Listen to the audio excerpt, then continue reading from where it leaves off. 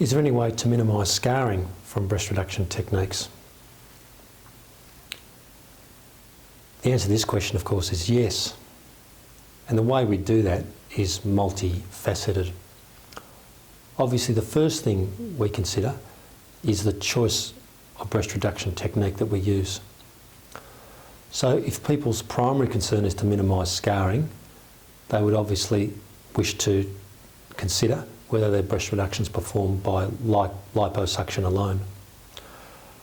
The advantage of liposuction alone, of course, is that the scars made to do that procedure then become very small. There might be 2 or 3 5mm scars, often can be hidden in the fold underneath the breast.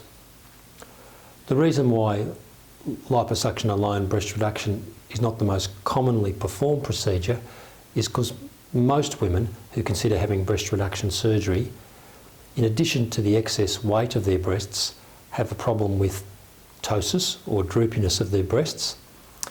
And when liposuction alone is performed, they can get some elevation of the nipple-areolar complex as the weight of the breast is reduced, but this is unpredictable.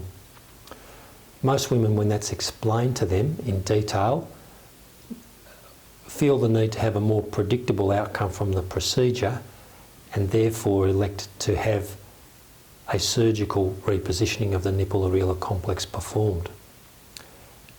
And that, for most women, involves more extensive scarring.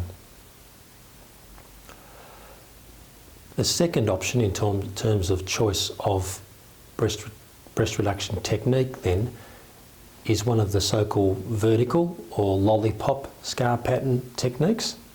The advantage of this technique is that it does away with the long inframammary scar which sits in the fold underneath the breast. So that at the end of the procedure that you'll have a circular scar around the nipple-areolar complex and a vertical scar leading from below the nipple-areolar complex down towards that fold. These scars are usually reliably fade and are acceptable over time.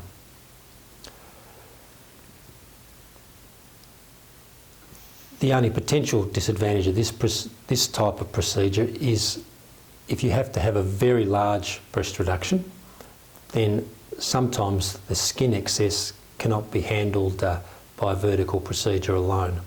But for most women, that is an achievable outcome.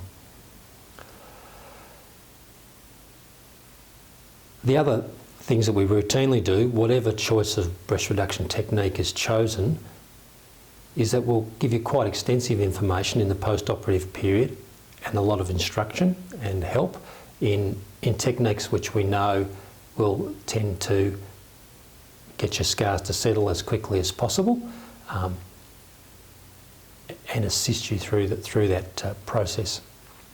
I think it's important to say, however, that for most women who decide to go ahead and have a breast reduction, the severity of the symptoms they're experiencing, usually neck, back, shoulder pain, are so severe that the scars are of secondary concern to them, and it's very rarely an issue in the post-operative and long-term follow-up of patients who have this procedure.